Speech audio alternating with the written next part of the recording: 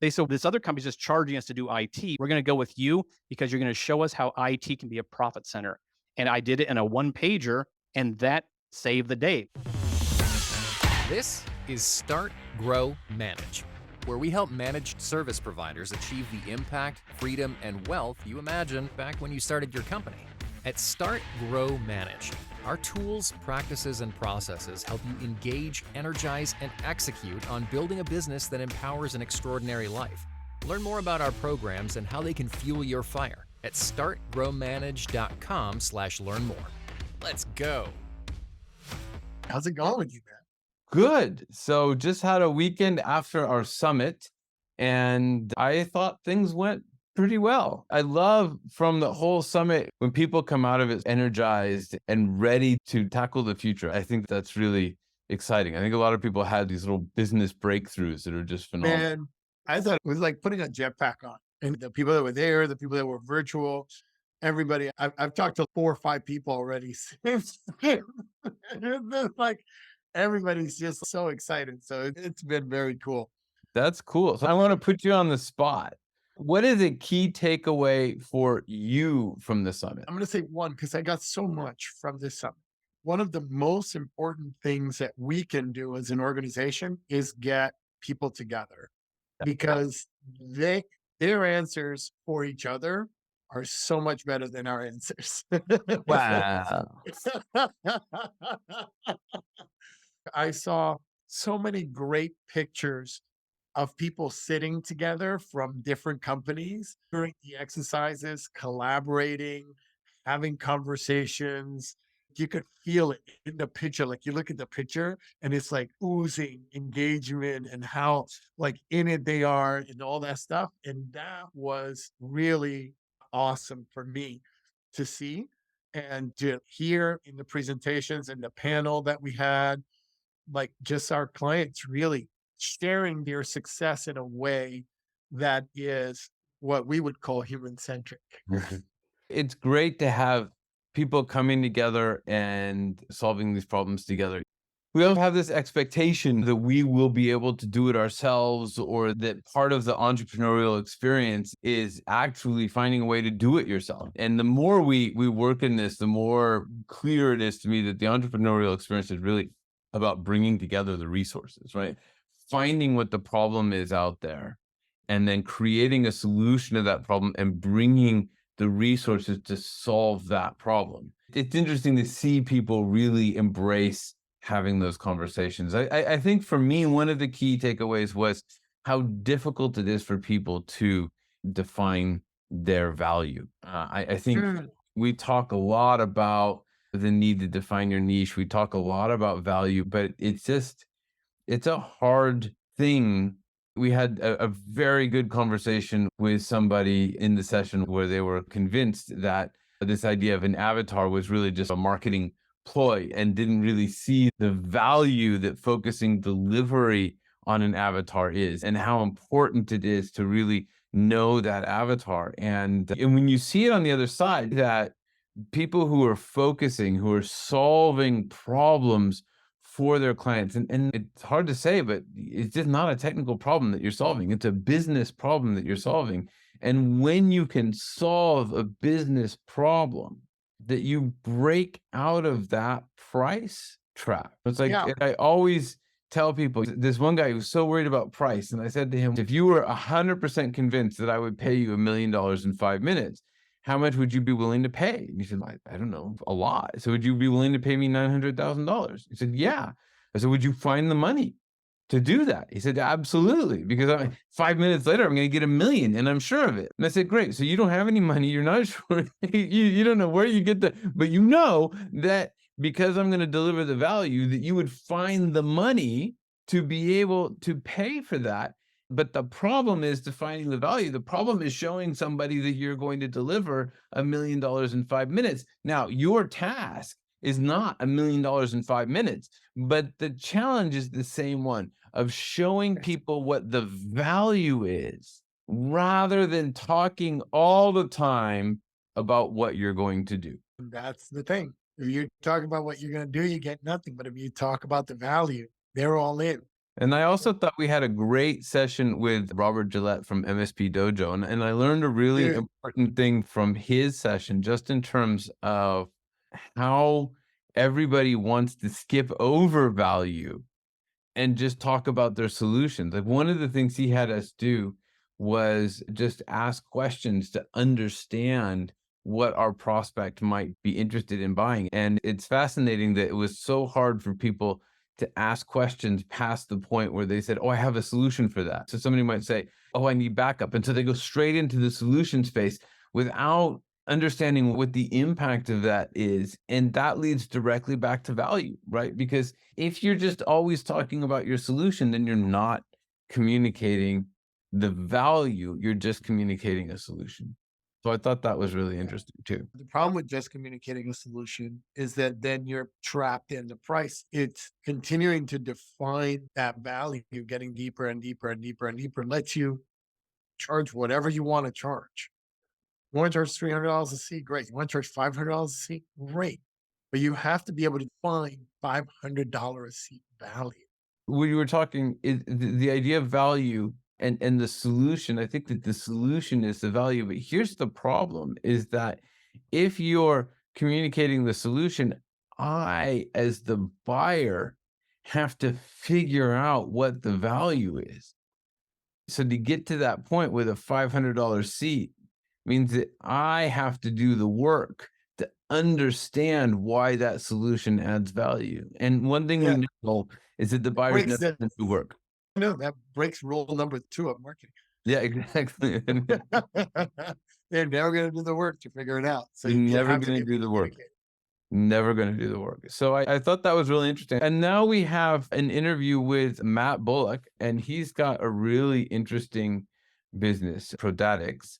And he's really focused on solving a problem for MSPs around data. And what I really like about the interview with Matt is this value thing just kept coming up as well. He just uncovered an opportunity and chased that opportunity. And that's where he's actually creating value for himself, but also for his MSP partners, because he understands how to add value to the MSPs, right? So he understands how to help MSPs really stand out and deliver value to their customers. And so I think it's a really interesting perspective. And he kept saying something. It takes an event.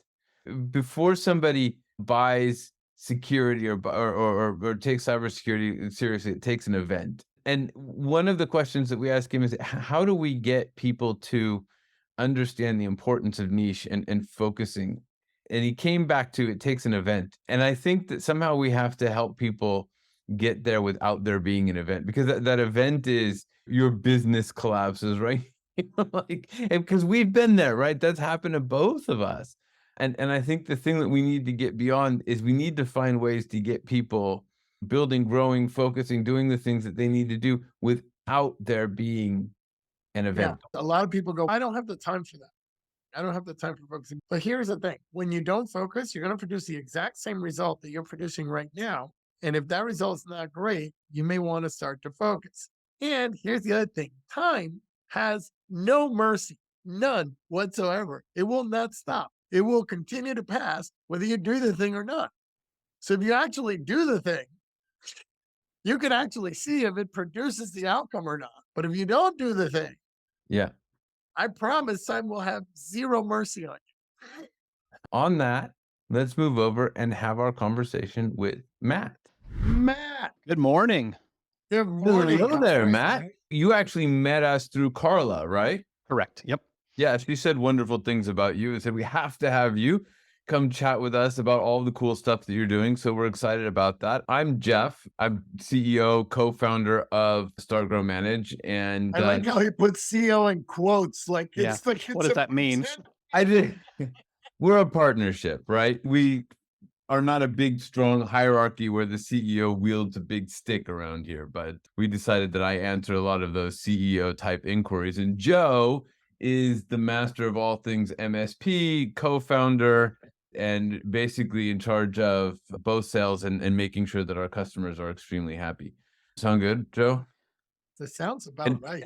and I'm the business guy, so I've got like the MBA and business experience, and Joe is the MSP guy who really understands MSPs, and then together we work on fixing MSPs and turning them into businesses. Interesting. I'm actually the CEO of our company, but years and years ago, I changed my title to VP of Technical Sales because I would get bombarded by sales calls from people saying, "Oh, you're the CEO. Can I talk to the president, talk to the owner, talk to the CEO?"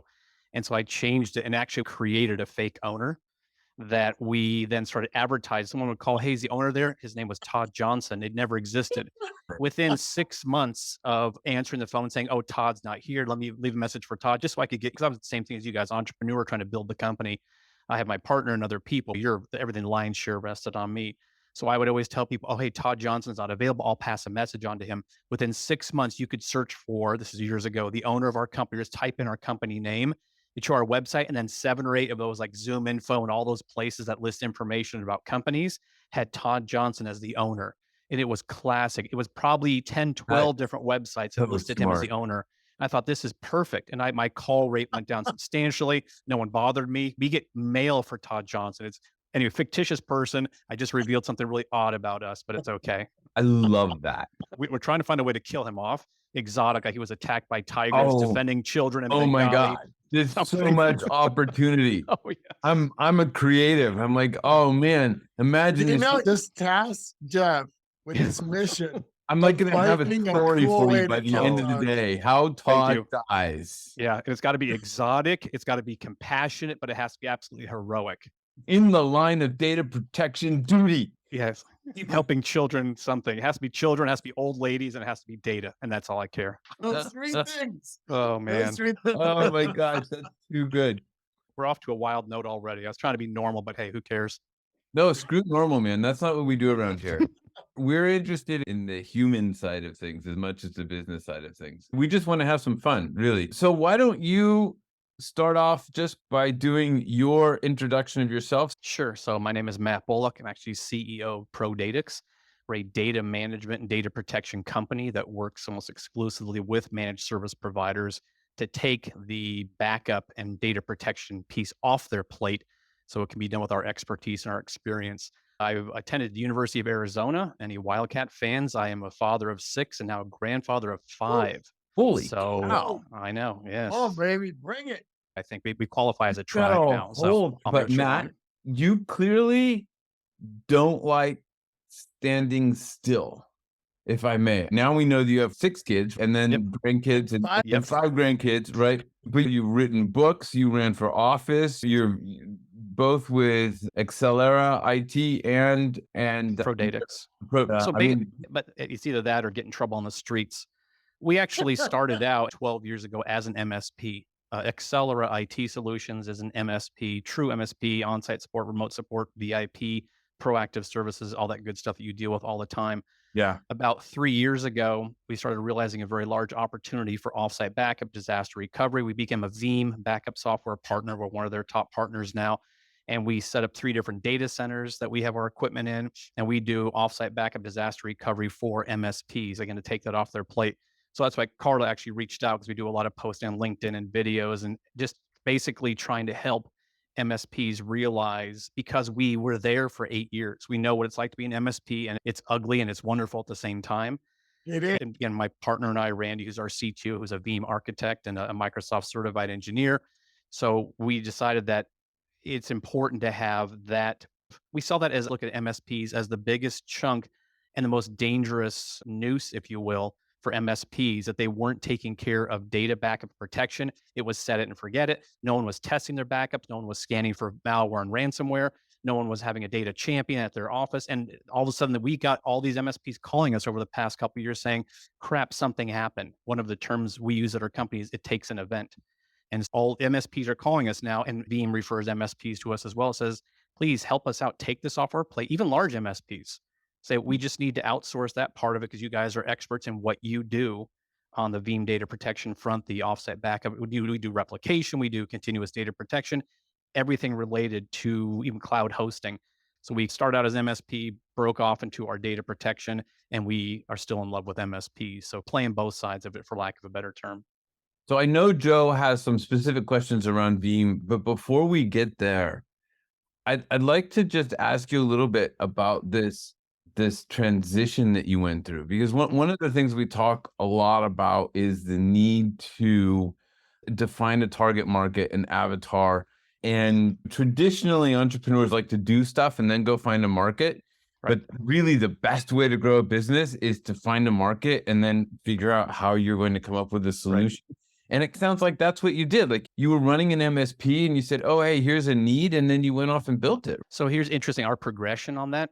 I do most of the initial business development and sales, and we have 2 sales reps who do the prospecting. So I started going and talking to larger companies. As you try and grow your MSP, what do? You try and climb up the food chain and go after larger and larger customers. Of course, you do with clients. And we're based in Phoenix. I started talking to some really large companies here in Arizona saying, hey, let us do your IT services as an MSP. And a lot of them said, no, we've already got a team. Look, see over there in that room, we got 6 guys or 6 girls over there who's our IT team. We don't need any MSP services. We got a group. Okay. But as I'm walking out the door, I would say, what are you doing for data protection? Are you guys testing your data? Do you have a data center? Who's monitoring it, managing it for you? Every single one of them said, hold on a second, come here.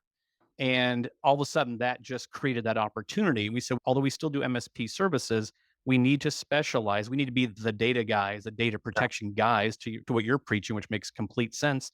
And Yeah. we broke off and started Prodatix to be strictly, and it's interesting, we've gone back to all those companies who said no to us as an MSP because they were too large. And now they've all said yes. And now they are long-term customers of ours doing, again, offsite backup, disaster recovery, cloud services. And vicariously, we have gotten in with them that way. And now they're starting to come back incrementally and saying, hey, you guys are an MSP. Well, sure, we're still an MSP. Can you do some pen testing for us? Can you do some cybersecurity? Can you do some on-site support for us? Whatever it may be. So we were said no, got in our foot in the door, and now we're backing up. And that's a common Yeah. model that's worked, and it worked beautifully for us. We took a big risk, obviously, but it turned out well for us. This idea of there is a problem out there and then coming up with a solution. And someone just told me a story recently about the same sort of thing where you go into a client and then you ask them and they say, no, I don't need your service. You say, great. How's your data protection? Or how's your backups? Or how's your this? Or have they done this thing that's so relevant for that client? And they say, no. And that's because here's a solution. And it's through that solving of problems that you're really able to attract customers, because now they're really excited about the fact that you can solve problems. And then it's easy to upsell them into other services, to cross sell, to go other places. Because once you start solving problems for people and you deliver a good job, they're happy to. I'll bet your MSP sales just took off after you were able to handle that one problem that they all had. It's interesting. It allowed us to build a smaller but still a steady extra revenue stream because now a lot of those clients who said no to IT services but yes to backup, and now we love you for backup. Now, can you help us a little bit with IT? Augment our current in-house IT team. And now, to your point, we have them calling us up or emailing saying, "Hey, can you guys help us? We need to do a VoIP phone refresh. Do you have a guy that can do cabling? We've got a whole new office we need to do cabling, and we got 30 monitors we need to hang in a school district."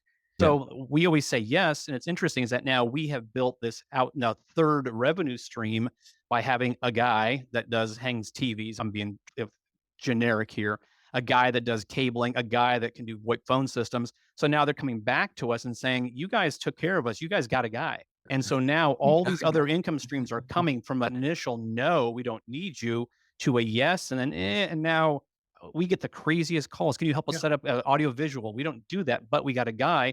But you There's know revenue somebody. margin. There's some monthly recurring revenue for us. So all this new income is popping up. That's another interesting point, is just having the guy, even if you end up not doing it, if you are the focal point, if you're that Yep. point where they go for solutions and you can say, oh, Joe or Jane or whoever can take this, and you make the referral out or you bring that other person out. That's such a powerful way to build your business as well, because you create all that goodwill with the people you're referring business to. Your clients are happy, right? It's that sort of process of solving problems and building on it, solving another problem and going forward, which I think is so important for MSPs to really understand. It's just that get in there, start solving problems, solve problems early, find an easy problem that you can solve for somebody, go in and solve it, and then they're going to want more, right?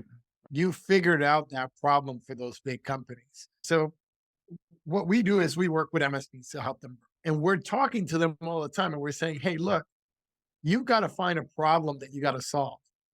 And they keep going, no, we solve all the problems. We solve all the problems. No, you're going to find one problem because when you find one problem, this is what happened to you.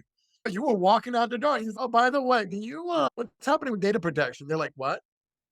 Are you testing your backs? What? And then That's all of the a what, sudden, Yep. yeah. And then all of a sudden, boom, right? And then you're in. And what most MSPs don't understand is that they have to have that question. They have to know what is the problem that they solve. And often what MSPs think is that it's a technical problem.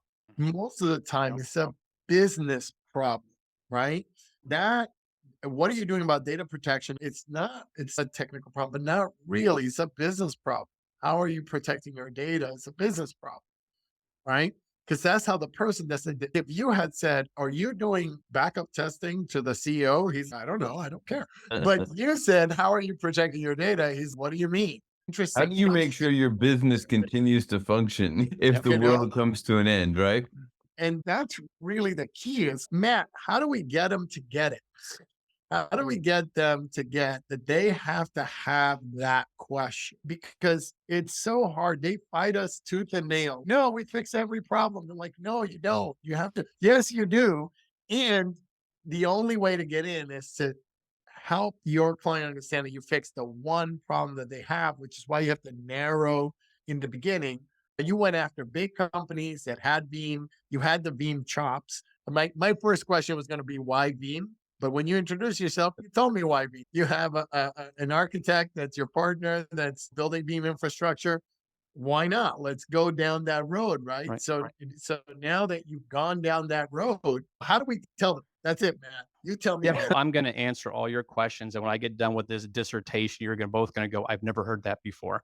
Not really.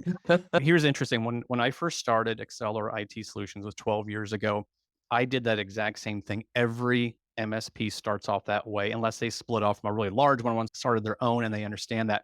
When I first started Accelera, I did everything. So I started bringing on employees. I would change power supplies. I would change tires. I would wrap burritos. Light bulbs, I would do. doorknobs. I did. I would deliver Hey, I don't want to Italian. knock wrapping burritos. There's a real art to wrapping a burrito, Matt. So I think that's I know. definitely worthwhile. But It's true. And I did Taco Tuesday, but literally we did everything. What do you want? I go pick up your dry cleaning. Being facetious, but I went down that path as well. And we basically went incremental, a couple percent each year because we were not the something guys. Again, I did everything. So soon, finally got smart a little bit, a little at a time, and realized we got to knock off delivering burritos. We got to knock off changing people's tires. Again, being facetious.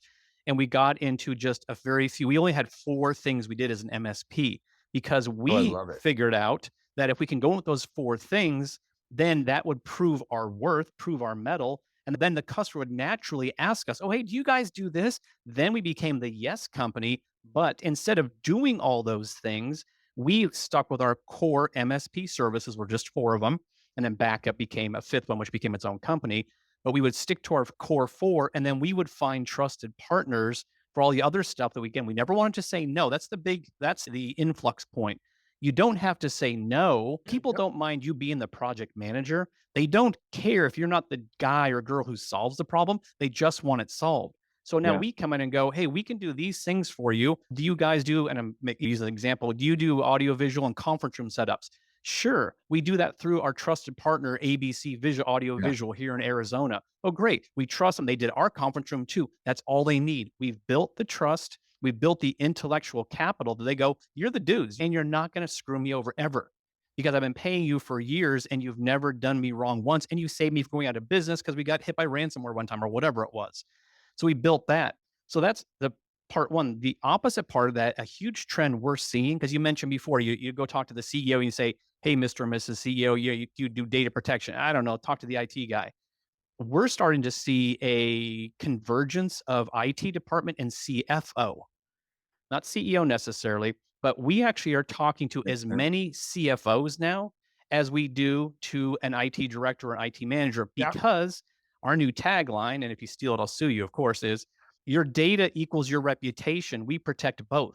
What companies are finally starting to realize, unfortunately, ransomware did this, unfortunately, It's often more expensive to recover from the reputation hit with your customers, your vendors, and your 100%. employees from ransomware than it is for the data part of it. Paying a ransom or just going through the process of setting up everything correctly and recovering it. Yeah. We talk to CFOs now and saying, we're not here to solve your IT problems. We're here to minimize the hit to your reputation, the hit to your revenue, and the hit to the customers leaving you for somebody else before, during, and after a ransomware attack. All of a sudden, their ears go, what? They get perk up really large and go, talk to me about how you're going to save me money and save me reputation. And then we find out, concluding point, they then push us on after they like what we say to their IT director and said, hey, you guys need to work with this team. So instead of us having to argue and trying to fight our way with 10 other MSPs or data protection companies to an IT director who gets bombarded all the time, we circumvent that in a nice way. CFO goes, I love you guys. Yeah. Yes, Yeah. help Yeah. us. And then he walks us into, or she walks us into that department. And it's, you got to work with these guys or else. And we prove our worth. That's the key to success, I think. But that's because you're solving a business problem. You are the Yeah. group that protects their reputation, that saves them money, that makes the stuff work. And those are the conversations that the CFO is interested in. If Yep. you start to go to a CFO and talk about Veeam versus I don't know what, and virtual servers and this, that, and the other, they literally care. don't care They at all, literally, right? They literally Yep. don't care at all. But when you can And solve a business problem for them, then they walk you in, like you said, Yeah. and these are the guys. And the beautiful thing about that is then price is less important, right? Because now it's less about can you beat their price as it is, all right, what are you going to do for me? What value can you add? Because you can save them more money. You can add more value. So now you're having a conversation about saving money and adding value rather than, hey, it costs X amount per month. And if they want the value, they'll pay for it, right? It's interesting. We have, and this will sound really bad and cocky, I don't mean it like that. We never discount. Even, and we go again, and discount. You no, should never discount. 100% agree. But just as a testimonial to what you're saying, you guys have been saying, and I've looked at your website and it hurts me, your other podcast, you've been preaching this. And I did at the beginning, of course we all do. We get nervous. Okay, I'll come in $10 less per server than the other guy did. And we all start that way. That was during the burrito and the changing people's tires stage of my did it life. too, man. Yeah, we all did it. But now you don't need to, because all we have to do when someone says, hey, you know what? We've got another MSP that's bidding 20% less than you. I'm just making that up. Okay. So can you please make sure before you sign the agreement with them, can you please get at least 3 to 5 client success stories where they have saved companies from going out of business? And I did this probably 3 times just in August so far alone. And every time they call back, do you guys have anything? You bet. I've got 3 stories and I can even have them on the phone, or I can have you talk to them via email and they'll testify to how we save them from going out of business. These are $10 million companies, $5 million companies, even an $85 million company we saved from going out of business back in March of this year. So that in itself, they go, okay, you guys have done it. You've been there during the scariest parts of what we do. You're worth 20% and then some. And concluding point on that, that's what we do when we partner with MSPs now. Because again, we're still an MSP at heart, even though we do data protection. But to your point, and why I'm even on your show, we work with MSPs and we let them use our client success stories. Use us as your backup partner. You will not be disappointed. We'll let you use our client success stories. We'll let you use our testimonials to prove that it works. And then you will not have to discount. You can come in 20% higher than your competitor and they'll still go, when can you guys start? It works like 90% of the time. It's beautiful. You've been preaching it, but here's a testimonial from an outside guy who you just met today. I love it. And 2 things that have come up just hearing you talk. One of them is if somebody does go with the cut rate producer, then give them 6 months or a year. They do come back. Right? Because then they come back and Yeah, they're they like, do. "Hey, that didn't quite work out the way you promised, but they didn't deliver that thing." And people end up coming back, right? Yeah. And that leads to something else. We just completed our big survey of the market, and it's interesting that the people who stuck to their price are getting better prices and they're more confident in their price and in their business. And I think that if you're always reducing your price to companies, then it's hard for them to trust you. It's hard for them to know what your value is, right? They can always ask. But if you just say, no, look, this is my value. This is what it takes. You want me, this is what it is. I think that really actually gives customers confidence rather than if you're always cutting off the price, you just don't know what your value is. Here's an analogy. This works for me. When I get in a car accident or I have some legal issue, I'm not going to hire the company that is the discount. I'm going to hire the company that when I walk in their office, they have the mahogany wood, the beautiful granite everywhere. And again, you walk into a law firm because they obviously have made money for their clients or else they couldn't afford this stuff. I know it's a cheesy way of saying it, but that's my It's analogy that I true. work with. But you know what the key thing is? And I know you preached this before as well. MSPs, and I was there again, guilty as charged, and everything I'm saying, I'm guilty of. I'm a We are reformed, too. We We mistake. are. I'm reformed, but we all want to say yes to everything. And when we first started out, we said yes to every client, and we took it no matter what. They could beat us over the head, and we go, "Yes, sir. Yes, ma'am," and we take a half price just to get going. It took us about 2 years to realize it's okay to say no. And actually, if you stay current and you stay on top and you stay constantly marketing and advertising, even if it's just you making calls or emails, your reputation gets out in your area that Yeah. you guys are a higher level producer. And when you start saying no, guaranteed to Jeff's point, they come back and say, "Hey, I went with that cut rate guy, but," and our term we always use in our company, it takes an event. Yeah. Something they lost their data, they couldn't get a computer. It took 3 or 4 days to get a call back from a ticket or a support, or their computer melted down and they didn't hear anything for 3 days. They come back and say, "Hey, is it?" I'm like, "Our price is what it used to be and it hasn't changed." Okay. But again, you have to be okay saying no. And in a strange, weird world, that comes back to enhancing your reputation. It's not strange and weird because it's really what we want people to start to get, that this is Mhm. not strange and weird. If you want to drive the best car, you have to pay for the value that you're getting. If you're going to go get heart surgery, do you want to go with the cheapest guy? Yeah. No, you want to go with the guy who's done it the most, who has the most experience, has the most testimonials, who saved the most lives. That's the same exact way. You wouldn't go with a cut rate heart surgeon. It's like, oh, I got three proposals. I'm going to go with the cheapest guy. But why would you do that to your network? Why would you do that to your business? Because you don't understand the value. Because you And don't understand the value. That's it right there. Yep.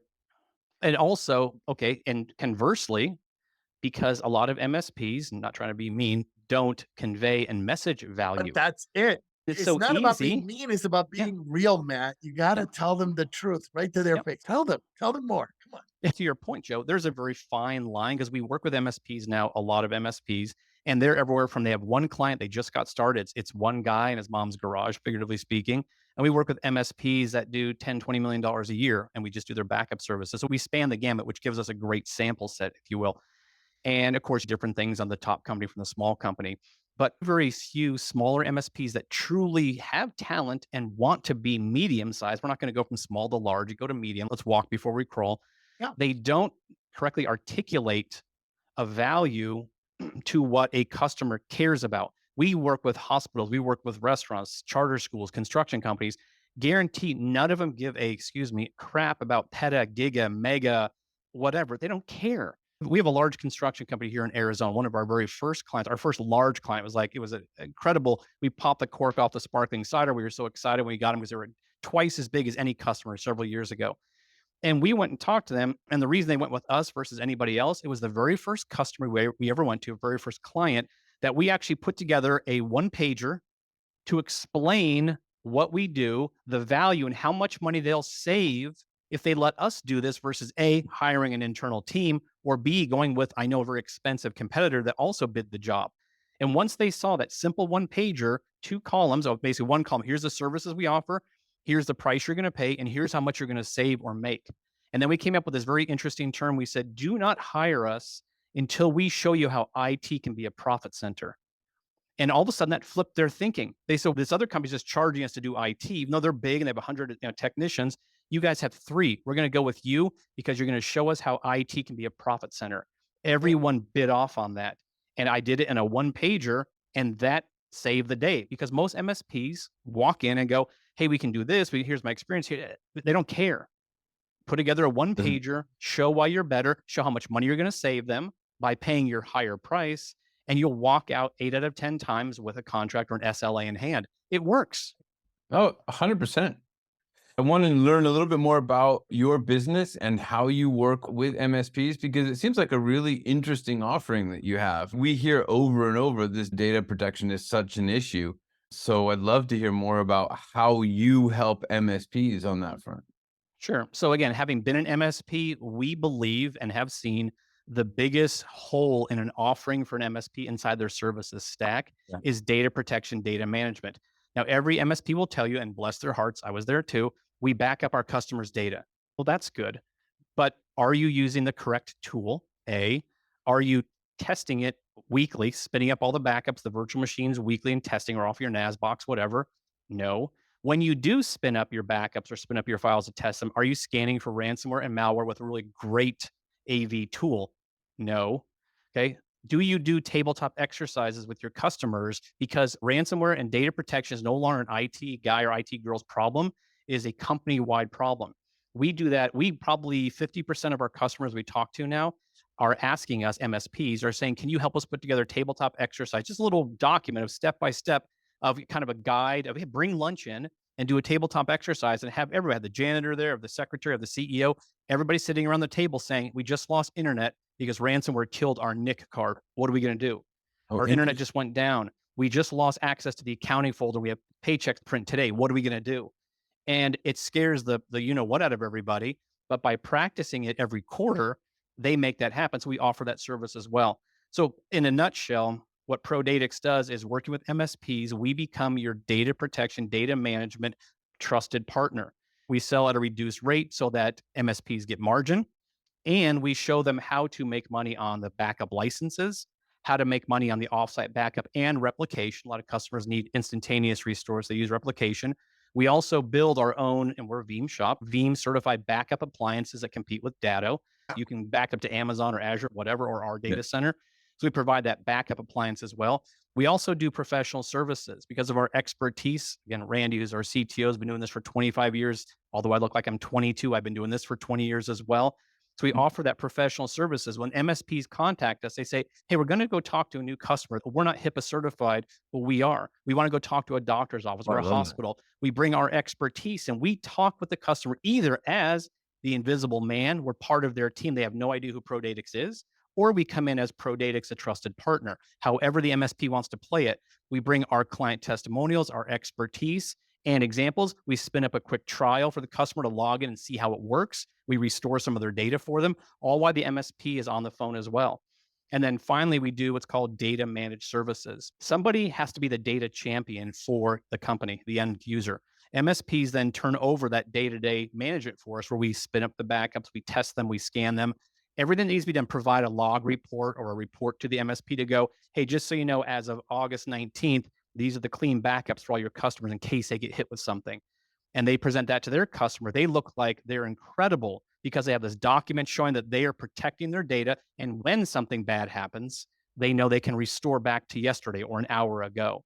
So it is a complete cohesive partner program that allows MSPs to take advantage of our expertise, come out as themselves or us as a partner, and have all the marketing materials. We have 100 different marketing PDF files. We put their logo on there, put their phone number. They can use our marketing materials and our testimonials and everything to send out to customers. Incredible. If you can send out a PDF file just as an intro or an email that has a customer testimonial and a client success story, and you're just a brand new MSP, you instantly have gone up the reputation chain by working with us. So it's a whole partner program. Having been an MSP, we understand it. It's Yeah. priced correctly. You increase your margin, your revenue, and most importantly, you're going to look like a rock star when they get hit with something bad. So that's it in a 5-minute nutshell. No, I love that. And I love that you have the marketing materials. It's funny. That's actually a really important point because that's such a need in Yeah. terms of if you're starting a small firm, you can't market without content. This has been the truth since the beginning of time. And creating that content is hard. So to be able to come in and have a testimonial, to have some content, to have a way in.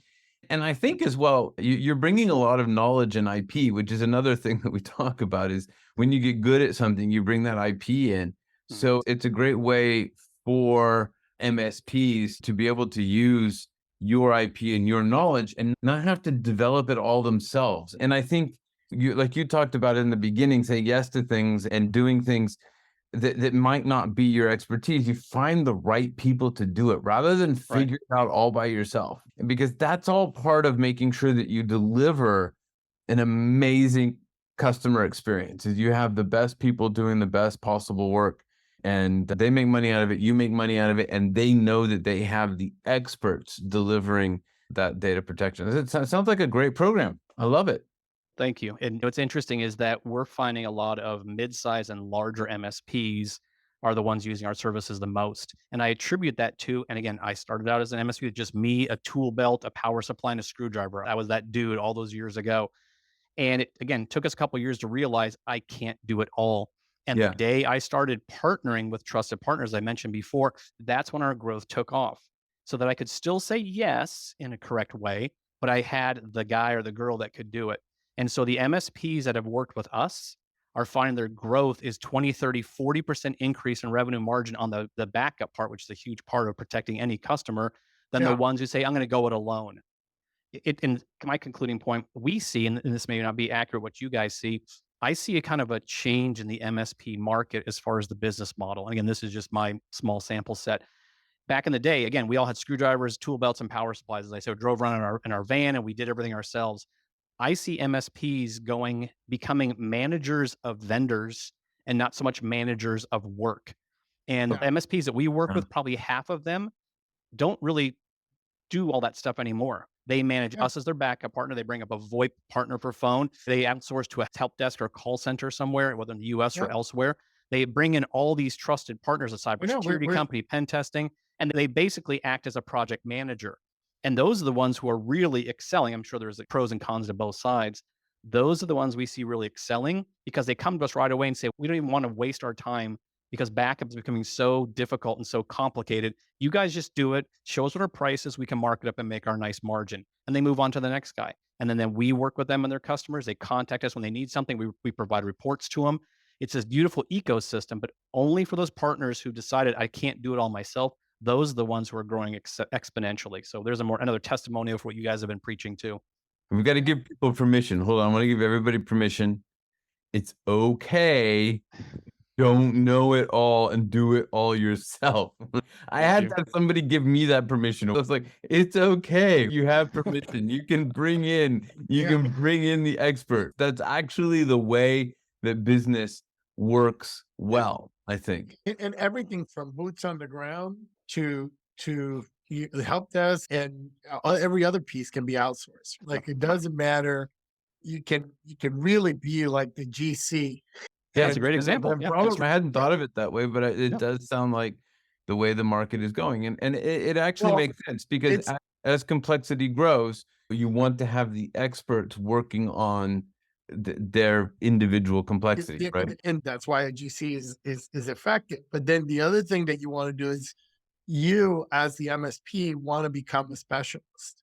Yeah. Like some GCs, they only work on colonial homes. And those guys can charge whatever the heck they want because they only work on colonial homes. So they can come in and say, okay, I'm $10 million. dollars. And the other guy says, I can do it for 300,000.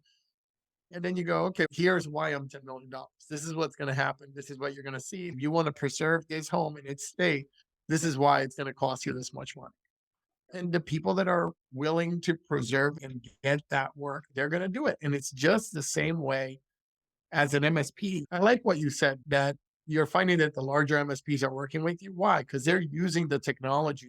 That's why I had that question. I had told Jeff, the only question I have is why Veeam, right? But you answered it. But then the outcome of that is that the companies that use Veeam are the guys that are using you. Yeah. Right. Because the little MSPs don't know how to use Veeam well, or don't know how to implement it, or don't have their arms wrapped around it well.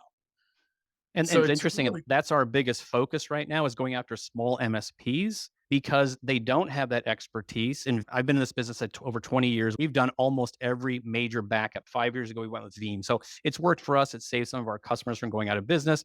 It works great. But for MSPs who are interested in that product, we will help you by taking that off your plate and train. If you want to be trained, we're happy to train. You want to be a Veeam geek? Let's do it. So Veeam is the largest for a reason right now is MSPs from one person up to 50 people can take advantage of it. And again, I bring up the point of the larger, mid-sized, larger MSPs are using us. because they understand the process of you got to outsource to Yeah, grow. they do. Yeah, small MSPs that finally say, and this sounds really mean because I've been there, finally say, I can't do it. Then they contact us and say, hey, can you guys get us up and running on Veeam? Can you train us how to do it? Can you manage it for us? And we'll just make the margin. All of a Yeah. sudden, that you see their income because we watch the growth, how much data they're storing on our data center, how many licenses they're buying through us. All of a sudden, they do this. Their backup program and their backup offer and their backup revenue goes up 30, 40, up to 100% a year. The moment even a single guy says, I don't have time to learn it all, make sure my clients Yeah. don't lose their Well, data, make me here, look good. I'm going to be a little bit meaner than you. Okay. Because you can. The problem is that they think, oh, I don't trust anybody because nobody can do it as good as I can. And that's where they're stuck. See, I'm looking at you out there watching this podcast going, oh, no, these guys don't understand how good I know. You're not that good. You're good at something and you need to go be good at that. And then you need to let the experts that are experts in areas come and help you because you will grow. And the whole reason why you started this business is so that you could have a life, is so Yep. that you could spend more time with your family. It's so that you could be free, but you turned your client into your old boss. Yeah. Stop it. Amen. Just Amen. let it go, man. Let it go. Let these guys, let all the specialists that are out there, whether it's SIEM, SOC, backup, pen test, let them help you. Yep. From experience, that's the only way to grow at a good rate. Now, a lot of MSPs get, and I'll say this in a loving way, lucky, and they get some referrals or get some bigger accounts, and great. Yeah. And you love those, and we love that's free money, so to speak. But the ones that get you incremental year over year, annual recurring revenue growth in your accounts and in your revenue within your accounts is the ones who outsource areas that they probably deep down inside of in the dark recesses of their brain say, that's really cool. I got stuck in that. That technology is so cool. Ergo, I need to be an expert in it. And then I Yeah. finally realized that technology is super cool. I don't care about it. I just want someone to make sure it always runs so I can sell it to my customer. That's all I really care about. Once I got out of that realm there's a difference between cool and highest and best use. Here's the thing about what you said, Matt, that's really special. When we first started this, we started because we were tech geeks. Yeah. At some point, Matt, you made a transition between being a tech geek and being a business owner. And when you made that transition to being a business owner, you let go of caring about how the technology works. And you started caring about how do I solve the client's problem so that I can employ more people, feed more people, take more time off and enjoy my life and have 6 kids and have 5 And spend time with them. And that's really what we're asking everybody out there to do. So Yep. I want to make sure, I want to clarify, you do work with small MSPs, right? Our smallest MSP is one person, and our largest MSP has 85 employees. Love it. And the best way to get started with you? Is actually reach out through email, through a call to myself. We set you up always with a proof of concept. We never ever talk billing you until you actually give a thumbs up. We give you all your pricing right away. There's complete transparency, but we want to show you how it works. We set you up with a free account, backup replication, Microsoft 365 backup, and Salesforce backup. Try it out with your own data, with sample, with a customer's data, and kick the tires for 2 weeks. We'll show you how to restore, show you how to plan for it, and then show you what we do to take that off your plate. And then only then when you wake up the next morning, you go, this is awesome. Then do business with us. I think you'll like it that way. Because you know what? We're geeks. We're not high pressure salespeople. We love what we do, but we only do one thing and we think we do it really well. I love it. Matt, it's been a real pleasure. I love how you built your businesses and that journey to specialization is such an important one, right? It's either And hard. you make that journey or you suffer, right? And Yes. so it's really cool to see how you've progressed through that journey. And thanks for taking the time. Any parting words for any MSPs out there?